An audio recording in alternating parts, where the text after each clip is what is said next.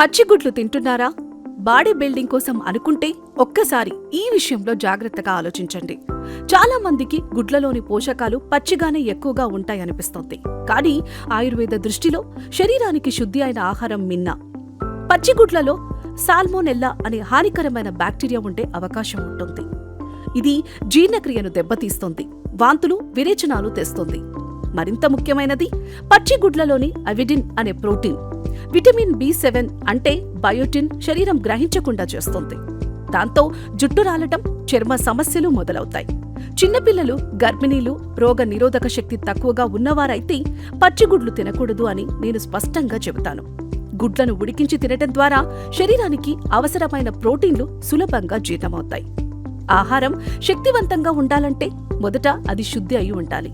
ఇలాంటివి మరిన్ని తెలుసుకోవాలంటే మా నాగేశ్వర ఆయుర్వేదిక్ పేజీని ఫాలో అవ్వండి.